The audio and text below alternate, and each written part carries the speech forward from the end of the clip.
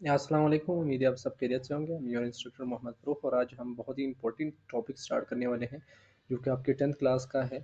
10th class session 10th class जिसमें हमने इससे पहले लेक्चर में हमने इक्विलिब्रियम कांस्टेंट यहाँ पर उनके अंदर equilibrium law of mass action उसकी डेरिवेशन के बारे में पढ़ा था जो कि इक्विलिब्रियम कांस्टेंट के लिए। उसके बाद हमने reversible reaction and dynamic equilibrium जो है वो पढ़ लिया। ठीक है, 2 लेक्चर 3 लेक्चर में जो है वो हमने ये सारे के सारे जो टॉपिक्स है वो हमने कवर कर लिए थे। ठीक है, तो उसके बाद हम जो है वो लास्ट लेक्चर में जो है उसको तमाम को ये चैप्टर को ख़त्म करेंगे जो कि आपकी इक्विलिब्रियम कांस्टेंट और इसकी यूनिट और इसकी एप्लीकेशन क्या है। ठीक है, बहुत ही आसान सा टॉपिक है जिसमें हम जो है वो क्या करेंगे कि इक्विलिब्रियम कांस्टेंट के बारे में पढ़ेंगे, उसकी यूनिट्स के बारे में पढ़ेंगे और इसकी जो फ़ायदे हैं हमारे लिए जो किसी भी केमिकल रिएक्शन के अंदर वो फ़ायदे कौन से होते हैं वो हमारे पास सारे का सारा हम डिस्कस करेंगे। ठीक है, तो स्टार्ट करते हैं। हमारे पास जो इक्विलिब्रियम कांस्टेंट है, ठीक है, इक्विलिब्रियम कांस्टेंट को हम किस चीज़ से रिप्रेजेंट करते हैं पहले आपको ये याद रखना, के सी से, के फिर स्मॉल सी, उसको हम रिप्रेजेंट करते हैं। ठीक है,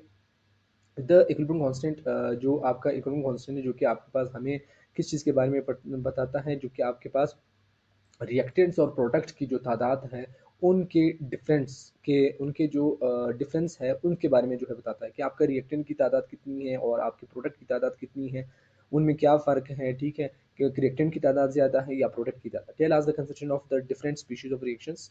ठीक है, स्पीशीज की बात ये कर रहा है कि हमारे पास रिएक्टेंट्स और प्रोडक्ट के of the reactions has both reactant and product side of the reactions. दोनों साइड की तरफ से हमारे पास रेड साइड जो लेफ्ट साइड है उनके अंदर रिएक्टेंट होंगे और आपका जो राइट साइड है उनके अंदर जो है वो प्रोडक्ट होगा। It is denoted by sample. इसको एक के सी से जो आपके सैंपल है, मैंने कहा सैंपल हमारे पास क्या होता है, एक स्मॉलेस्ट नेम होता है एक जो कि किसी भी एक चीज़ के लिए होता है, उसको हम क्या कहते हैं, उसको हम सैंपल कहते हैं। And by the some simple calculations are can be easily the formation about the constitution of any chemical reaction at the time of the equilibrium. याद रखना कि उनके अंदर क्या होता है कि ये किसी भी एक कैलकुलेशन उसके अंदर जो है वो किसी भी एक केमिकल रिएक्शंस के अंदर जो है उनकी तादाद है उसको मालूम करने के लिए हमारे पास क्या किया जाता है, उनके अंदर कैलकुलेशन की जाती है उनके के सी के वैल्यू के मुताबिक। ठीक है, तो हमारे पास होता ये है कि हमारे पास जो के सी है, के सी की वैल्यू है वो आपके पास किस चीज़ के डायरेक्टली प्रोपोर्शनल है आपके। याद रखना हमारे पास ये पॉइंट याद रखना कि product of the concentration of product, याद रखना कि आपके पास जो प्रोडक्ट की जो तादाद है उसके डायरेक्टली प्रोपोर्शनल है उनकी कोफिशिएंट। कोफिशिएंट का मतलब होता है, हम उसको ये भी कह सकते हैं कोफिशिएंट उसके पावर के मतलब कितने तादाद में मौजूद है। अगर आपके पास पावर ऑफ 1 है तो उसका मतलब होता है एक आपके पास जो है वो प्रोडक्ट है। पावर ऑफ 2 दो आपके पास प्रोडक्ट है। तो ये सारे के सारे आपके पास जो है वो क्या है, प्रोडक्ट की बात कर रहा है। मतलब आपको ये आसान अल्फाज में ये है जो केस सी है, केस की जो वैल्यू ये कहता है कि हमारे पास अगर ये याद रखना आपको ये रिलेशन याद, ये आपके पास कौन कौन सी बातें शो कर रहा है मैं पहले से बता रहा हूँ आसान अल्फाज में। जो के सी है, के सी याद रखना वो कह रहा है कि के सी जो है वो डायरेक्टली प्रोपोर्शनल है किस चीज़ के, आपके प्रोडक्ट की तादाद के। यहाँ पर मैं प्रोडक्ट की, और याद रखना कि इन्वर्सली प्रोपोर्शनल है किस चीज़ के, आपके रिएक्टेंट के तादाद के। ठीक, बहुत ही इंपॉर्टेंट पॉइंट। तो इस तरह ये है कि हमारे पास अगर आपके पास जो के सी की वैल्यू है, जैसे कि मैं डायरेक्टली प्रोपोर्शनल का बताया और इन्वर्सली प्रोपोर्शनल का बताया, कि जो डायरेक्टली प्रोपोर्शनल है इसका मतलब ये है कि अगर एक चीज़ बढ़ेगी तो दूसरा चीज़ भी क्या होगा, वो उसके साथ बढ़ेगा। और इन्वर्सली प्रोपोर्शनल का मतलब ये होता है कि अगर कोई एक चीज़ बढ़ेगी तो वो जो दूसरा चीज़ है वो उसके वो घटेगा। ठीक है, वो कम होगा, और अगर कोई एक चीज़ जो है वो कम हो रहा है तो दूसरा जो है क्या होगा, वो बढ़ेगा। तो इट्स इनवर्स रिलेशन। ठीक है, तो जो के सी है उसका जो डायरेक्ट रिलेशन है हमारे पास क्या बन रहा है कि आपको उसका जो डायरेक्ट रिलेशन है किस चीज़ का, वो आपके पास किस चीज़ का है, वो आपके पास प्रोडक्ट का। अगर प्रोडक्ट बढ़ेगा, अगर आपके पास जो है वो प्रोडक्ट की तादाद ज़्यादा हुई, इसका मतलब ये है उसके केमिकल रिएक्शंस की जो के सी वैल्यू है क्या होगी, वो बढ़ेगी, वो बड़ी होगी। और अगर आपके पास रिएक्टेंट की तादाद क्या होगी, वो आपके पास बढ़ेगी, तो उसकी जो के सी की जो वैल्यू है वो क्या होगा, वो आपके पास जो के सी है उसकी वैल्यू आपके पास क्या होगी, वो कम होगी। It is not only help in calculating the concentration of the species, या ना सिर्फ हमारे पास जो केमिकल रिएक्शंस के अंदर जो इतने भी रिएक्टेंट्स और प्रोडक्ट उनकी तादाद को मालूम करने में जो हेल्प कहता है, जबकि ये हमारे पास जो है वो सूटेबल एप्लीकेशन है। हमारे पास जो है वो किसी भी एक केमिकल रिएक्शंस के अंदर जो है वो अपने जो आपका यहाँ पर ये वर्ड लिखा गया है डिज़ायर, अपनी ख्वाहिश के जो है वो जो रिएक्टेंट्स है उसको बनाने के लिए जो है वो एक रिएक्शंस को जो है वो एक तरतीब जो है वो दिया जाता है, तो वो के सी के थ्रू हम देते हैं। ठीक है, के सी ने याद रखना पहली बात तो ये बताई कि हमारे पास रिएक्टेंट उसके डायरेक्टली पर प्रोडक्ट डायरेक्टली प्रोपोर्शनल है। और रिएक्टेंट्स इन्वर्सली प्रोपोर्शनल है। और हम केसी की मदद से हम क्या कर सकते हैं, केसी की मदद से हम जो रिएक्शंस है उसके अंदर हम किसी भी एक डिज़ायर्ड जो आपका जो ख्वाहिश का जो हमारे पास क्या होता है, जो आपकी ख्वाहिश होती है वो जो आपका ख्वाहिश का एक तरह का जो है वो प्रोडक्ट बनाने में मदद करता है, ठीक है। जो केसी है वो आपकी मदद करता है। इक्विलिब्रियम कांस्टेंट जो कि केसी है वो आपके टेम्परेचर पे डिपेंड करता है। बट याद रखना, आपसे वहां पर क्वेश्चन में पूछा जाता है कि the KC is depended on what, depended on the temperature, आपके टेम्परेचर पे डिपेंड करता है। इसी वजह से हम क्या करते हैं कि कांस्टेंट टेम्परेचर पे आपके पास जो लॉ ऑफ मास एक्शन है वो आपका जो रेट ऑफ रिएक्शन से आप वो आपके रिएक्टेंट्स की तादाद के ऊपर जो है वो डायरेक्टली प्रोपोर्शनल, रिएक्टेंट प्रोडक्ट की तादाद के डायरेक्टली प्रोपोर्शनल है, ठीक है। इसी वजह से कहते हैं एट अ कांस्टेंट टेम्परेचर, वो आपके टेम्परेचर पे डायरेक्टली प्रोपोर्शनल। जो केसी है वो आपके टेम्परेचर पर डिपेंड करता है, और हमारे पास जो टेम्परेचर है वो हमारे पास चेंज होता है। The temperature is change, it's value also changes, but it's value do not be depend upon initial. याद रखना, अगर आपके पास जो केसी की वैल्यू है, याद रखना कि मैं केसी की वैल्यू, अगर वो केसी की वैल्यू आपके पास जो है वो क्या होगा, वो चेंज होगा, तो आपके पास जो है अगर टेम्परेचर चेंज होगा टेम्परेचर पे, याद रखना ये चीज़ नहीं है कि आपके पास जो टेम्परेचर है वो केसी पर डिपेंड करता है। जो केसी है वो आपके टेम्परेचर पर डिपेंड करता है, ठीक है। डिपेंड करना का मतलब ये है कि अगर आपके पास टेम्परेचर आपके पास जो है वो चेंज होगा, क्या होगा, चेंज होगा, तो आपका जो केसी है वो आपका वो भी आपके पास क्या होगा, वो चेंज होगा, ठीक है। ये क्लियर। उसके बाद हमारे पास क्या होगा कि but it is value do not be depend, उसकी जो वैल्यू है, जो केसी वैल्यू है, वो उनके मिकदार, जो पहली मिकदार है रिएक्टेंट ऑफ प्रोडक्ट्स, उसके ऊपर जो है वो डिपेंडेंट नहीं करता। डायरेक्टली रिलेशन तो है लेकिन उसके डायरेक्टली प्रोपोर्शनल नहीं होता है, because equilibrium constant KC is the ratio. And क्योंकि आपका जो केसी है, अगर मैं उसके बाद में बात करूँ यूनिट के बारे में, तो यूनिट आपका जो केसी है वो रेशो की फॉर्म में होते हैं। अगर रेशो की फॉर्म में हमारे पास ऐसा हो तो रेशो के मुताबिक रेशो का कोई यूनिट नहीं होता, रेशो की हर कोई रेशो की तरह उनका कोई भी एक यूनिट नहीं होता। किस चीज़ का, किसी का कोई यूनिट नहीं होता उस वक्त, उस कंडीशन पे नहीं होता कि अगर आपके रिएक्टेंट और प्रोडक्ट की जो तादाद है वो दोनों सेम हो दोनों साइड से। किस तरह, जैसे कि आपका एग्जांपल है हाइड्रोजन आयोडाइड की फॉर्मेशन, जो कि हाइड्रोजन और ऑक्सीजन के हाइड्रोजन और आयोडीन के एक दूसरे से मिलते हैं। ये आपके पास 1 मोल है, याद रखना ये एक है, एक ये है, ठीक है। ये कितने हुए, ये आपके पास जो है वो दो, एक साइड पे भी दो और दूसरे साइड पे भी क्या कितने हैं, वो आपके पास दो है। तो दो दो एक दूसरे के साथ सेम है, तो अगर मैं 2 डिवाइडेड बाई 2 कर दूं तो आपके पास ये रिजल्ट क्या आएगा, वो आपके पास कैंसिल हो जाएगा और इसका कोई भी एक यूनिट नहीं होगा। याद रखिए, हमारे पास जो यूनिट होता है, आपसे पूछ सकते हैं कि the unit of what, the unit of the equilibrium constant, याद रखना वो क्या है, वो आपके पास है मोल पर डेसीमीटर क्यूबिक, पर डेसीमीटर क्यूबिक। ये इस तरह आपके पास जो है वो स्ट्रक्चर होगा, पर डेसीमीटर क्यूबिक। ये आपके पास जो है वो सारा का सारा क्या है, ये आपका एक यूनिट है किस चीज़ के लिए, इक्विलिब्रियम कांस्टेंट के लिए। केसी की यूनिट उस वक्त नहीं है जब आपके पास राइट साइड पे भी और आपके लेफ्ट साइड पर भी, दोनों की जो लेफ्ट साइड पर भी दोनों तादाद में आपके पास जो है वो रिएक्टेंट्स आपके पास की जो तादाद है आपके प्रोडक्ट के दोनों इक्वल हो।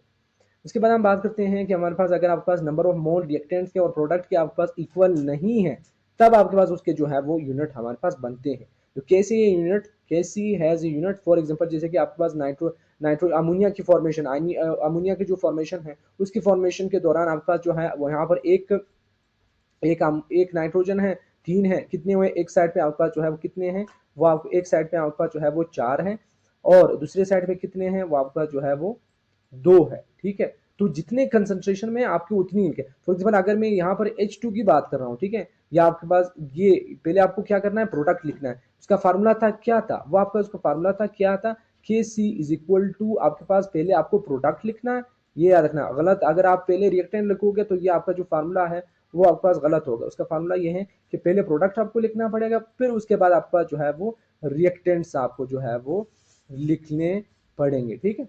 ये पॉइंट। उसके बाद यहाँ पर जो है वो क्या होता है कि अगर आपकी जो कंसंट्रेशन है प्रोडक्ट और रिएक्टेंट की दोनों की जो है वो डिफरेंस हुई, वहाँ पर डिफरेंट हुआ, तो होता ये है कि आपके पास जो है उनके अंदर जो है वो यूनिट उनके फॉर्म में होता है, ठीक है। तो केसी आपके पास जो है कितने हैं, या हमने पहले पॉइंट पे आपके पास उसका प्रोडक्ट लिखा, प्रोडक्ट आपको जो याद रखना कि अगर वो यहाँ पर किस चीज़ की तादाद की बात करें, यहाँ पर जो 2 लिखा हुआ है, ये हम यहाँ पर उसके पावर पे भी लिखेंगे, ठीक है, कोफिशिएंट की फॉर्म में हम लिखेंगे, ठीक है। जो उनकी तादाद है हमारे पास यहाँ पर लिखेंगे। तो 2 है यहाँ पर जो है वो n2 है और यहाँ पर ये चीज़ है, ठीक है। होता ये है कि हमारे पास जो ऊपर जितनी तादाद में है, नीचे वाली तादाद से जो है हमारे पास क्या हुआ, डिवाइड होगा, ठीक है। अब फॉर एग्जांपल जैसे कि आपके पास जो है एक इसका डिवाइड हुआ, ये इसका एक हुआ, एक इसका हुआ, तो ये ऊपर वाला खत्म हो गया और नीचे हमारे पास एक, यहाँ पर नीचे एक रहता है, तो आपके पास 1/मोल, याद है ना, जो मोल पर डेसीमीटर क्यूबिक जो है आपके पास किसका होता है, वो आपका ये आपका NH3 का मौजूद है, ठीक है, स्क्वायर की फॉर्म में। और ये मोल पर डेसीमीटर क्यूबिक, पर मोल डेसीमीटर क्यूबिक, ये आपके पास यहाँ पर मौजूद है, मोल पर डेसीमीटर क्यूबिक। अब इसको हम आपके पास जो है वो इसको 2 बार इस अगर लिखे, इस तरह भी लिख सकते हैं, मसला इस तरह कोई भी नहीं होगा, आपकी आसानी के लिए आपके पास ये भी लिख सकते हैं, ये इनको 2 बार लिख ले, ठीक है, ब्रैकेट में इस तरह बंद कर ले और उसके बाद यहाँ पर ये 2 बार लिख ले, फिर आपके पास मसला नहीं होगा। अगर आपके पास जो है वो कोई भी एक गलती आपके पास ज़्यादा होती है कैलकुलेशन में, तो आप उसको इस तरह खोल के जो है भी लिख सकते हो, ठीक है, उसको खोल के भी लिख सकते हो। तो होता ये है कि आपके पास जो है ये इसके साथ कैंसिल, ये वाला, ये जो ए वाला है ये इसके साथ कैंसिल, ठीक है, और जो ये वाला है ये इसके साथ कैंसिल, यहाँ पर एक रहता है, तो आपके पास होता ये है कि आपके पास जो है वो होता ये है कि आपका यहाँ पर रह जाता है, और ये क्या हो जाता है, ये 1/मोल मोल पर डेसीमीटर क्यूबिक है जो यहाँ पर मौजूद है। ये 3 तादाद, ये 4 तादाद में है, ठीक है। तो 2 से मतलब यहाँ पर 2 इसके साथ जो है वो कैंसिल हुए, तो 2 है वो एक से साथ कैंसिल हो गया, एक इसके साथ कैंसिल हो गया, यहाँ पर क्या कितने बचे, 2 बचे।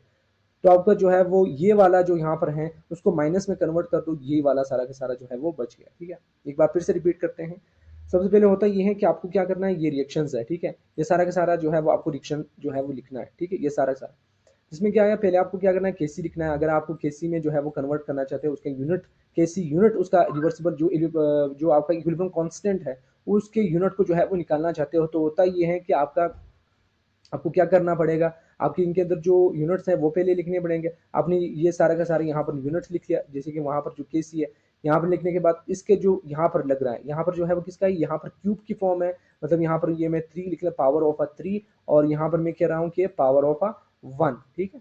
तो ये क्या होगा, ये एक इसके साथ कैंसिल हो जाएगा, ठीक है, ये जो एक वाला है ये इसके साथ कैंसिल हो जाएगा, 3 से 1 माइनस करो, 2 बचता है, तो 2 की पावर में यहाँ पर लग जाता है 1/, मोल पर डेसीमीटर क्यूबिक का मतलब ये होता है कि ये आपका जो नीचे वाला हिस्सा है वो आपके माइनस में आएगा, ठीक है, अगर मैं ऊपर की तरफ लगूंगा, ठीक है। जो मोल है वो यहाँ पर इस तरह आपके पास फॉर्म में माइनस, यहाँ पर जो है अगर इक्वल टू ये आपके अफोन के नीचे हैं, तो वो अगर मैं इस तरफ लाऊंगा तो ये माइनस में आ जाएगा, तो आपका जो है सारा का सारा इक्वेशन, सारा का सारा जो एक कैलकुलेशन है वो आपके पास यहाँ पर आ जाएगी। दस in the case it is has B come unit, इसका जो यूनिट होगा इस केस में आपके पास ये यूनिट आपके पास मौजूद है, जिसे हम क्या कहेंगे, मोल पर क्यूब पर मीटर स्क्वायर, आपके पास इसका सारा सारा यूनिट है, ठीक है। जो K C varies from the case to case, उसका जो यूनिट है वो हर रिएक्शंस के रिएक्टेंट्स और प्रोडक्ट के तादाद के अकॉर्डिंग जो है वो तब्दील होता रहता है, ठीक है, उसके जो इक्विलिब्रियम कांस्टेंट है। उसके बाद हम बात करते हैं importance of the equilibrium constant. Equilibrium constant के इंपॉर्टेंस की तरफ आएंगे कि उनकी जो इंपॉर्टेंस है, उसकी जो अहमियत है वो हमारे पास जो है वो क्या होती है। तो जो इलेक्ट्रॉनिक कांस्टेंट हमारे पास, उनकी एप्लीकेशन केमिस्ट्री में बहुत ज़्यादा है। केसी के मुताबिक हम जो है वो ये कैलकुलेट कर सकते हैं कि ये रिएक्शन जो तमाम जो रिवर्सेबल रिएक्शंस है वो क्या करते हैं, उनको कंट्रोल करने में मदद देता है, ठीक है, इंडस्ट्रीज़ के अंदर, ठीक है, कि कैसे जो है हम रिएक्टेंट्स और प्रोडक्ट को जो है रिवर्सिबल रिएक्शन के अंदर जो है वो किसी भी एक प्रोडक्ट को हमारे जो हमें चाहिए उस प्रोडक्ट को जो है वो तैयार करने में मदद देता है। जैसे आपका सल्फ्यूरिक एसिड है H2SO4, ठीक है, सल्फ्यूरिक एसिड है जो आपके बैटरीज वगैरह के अंदर मौजूद होता है, ठीक है। और जो उसके बाद हमारे पास नाइट्रिक एसिड आपके पास जो है वो होता है, और आपका जो यूरिया होता है, यूरिया का जो यहाँ पर जो फार्मूला है, आपको जो यहाँ पर अगर मुश्किल लग रहा है तो आप उसको आसान लफ्ज़ों में ये कह सकते हो कि NH2CONH2, ठीक है। तो ये आपके पास आसान फॉर्म में है किस चीज़ का, आपके यूरिया का है, ठीक है। फॉर एग्जाम्पल जैसे कि हमारे पास अमोनिया की फॉर्मेशन जब हम पास करते हैं तो 450 डिग्री सेंटीग्रेड में, तो इसमें हम जो है इक्विलिब्रियम कांस्टेंट के मालूमात को जो है वो इस्तेमाल करके जो है वो ये क्या करते हैं, ये सारा का सारा जो है वो प्रोसेस करते हैं, ठीक है। जिसमें हमारे पास जो है होता ये है कि इनमें नाइट्रोजन है और हाइड्रोजन है, ठीक है। तो उनके अंदर जो है वो होता ये है कि हम पहले क्या कर लेते हैं, आप ये सारा डिलीट कर लेना, ठीक है। तो इसमें हमारे पास होता ये है कि हम क्या करते हैं, कंसंट्रेशन को जो है रिएक्टेंट की तादाद को जो है वो क्या करते हैं, बढ़ाते हैं, ठीक है। जो आपका नाइट्रोजन है और हाइड्रोजन है दोनों की तादाद को जो है हम बढ़ाते हैं और यहाँ से जो प्रोडक्ट जो बन रहा है उसको क्या कर रहे हैं, एक्सक्रीट कर रहे हैं, बाहर ले रहे हैं। मतलब प्रोडक्ट की तादाद को हम दोनों का जो है वो बढ़ा रहे हैं रिएक्शन को तेज करवाने के लिए, केसी की तादाद को बढ़ाने के लिए, और यहाँ से रिएक्टेंट जो प्रोडक्ट बन रहा होता है उसको बाहर निकाल रहे हैं। अगर हम नहीं निकालेंगे तो आपका जो रिएक्टेंट है, जो क्या होगा, जो प्रोडक्ट जो पहले से मौजूद होगा उस ये प्रोडक्ट जो यहाँ पर नया बन रहा है ये पुराने वाले प्रोडक्ट के साथ मिलकर फिर से जो है वो रिवर्सिबल रिएक्शन कर सकता है। तो इस वजह से हम उसको रिमूव करेंगे ताकि रिएक्शन जो है वो आगे जा सके। ठीक है, तो और consistent the NH2 has to be decrease with result in formation of more ammonia in history. ठीक है, तो ये केस है। तो आपके पास क्या होता है, अगर हम Kp की बात करूँ, Kp is non for the, Kp का मतलब ये होता है कि जो आपके प्रेशर के लिए जो हमारे पास इस्तेमाल होता है, the equilibrium constant which is can be used for the partial pressure of the gases known as, जो आपके केस Kp उसको कहा जाता है। ठीक है, तो पार्शियल प्रेशर के लिए जो कि आपके आता होता है, जो आपके पार्शियल प्रेशर के लिए, किस चीज़ के लिए, आपका जो पार्शियल जो प्रेशर होता है उनके लिए जो हमारे पास इस्तेमाल किया जाता है उनको फिर हम कहते हैं के जो इक्विलिब्रियम प्रेशर कांस्टेंट। ठीक है, यहाँ पर है, इसमें आपका जो NH3 है वो गैस की फॉर्म में बन रहा है, और N2 जो है N2 और H2 जो है वो आपकी गैसेस की फॉर्म में। वहाँ पर जो है मैंने पहले प्रोडक्ट को लिखा फिर आपके रिएक्टेंट को लिखा। तो जो हमें पता है कि जो equilibrium constant directly proportional to the product and inversely proportional to their reactants. ठीक है, जब हमने जो है यहाँ पर जो है वो दोनों को यहाँ पर लिखा, ठीक है, ये 2 है और इनके अंदर जो तादाद नहीं, ये एक जो है यहाँ पर इसके साथ जो है वो कैंसिल हो जाएगा। अगर मैं उसकी यूनिट को जो है निकालूंगा, ठीक है, तो ये जो एक है यहाँ से इस कैंसिल, ये एक यहाँ से कैंसिल होता है, 1/2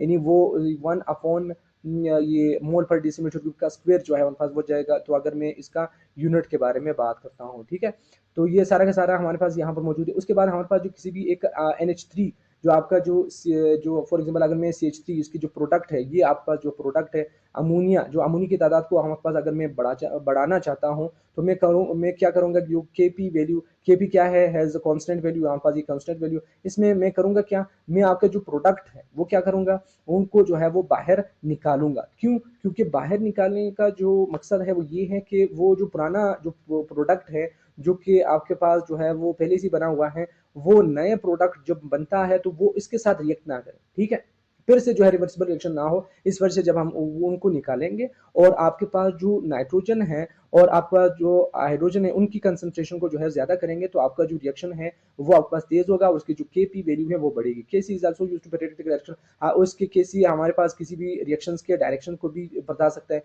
कि आपके रिएक्शन जो है वो आपके फॉरवर्ड में जा रहा है या आपके जो है वो रिवर्स में आ रहा है। उसके थ्रू हम ये भी मालूम कर सकते हैं। एंड हर केमिकल रिएक्शंस के जो है वो टाइम को मालूम कर सकते हैं कि किस हद तक जो है वो केमिकल रिएक्शन जो है वो जा सकता है।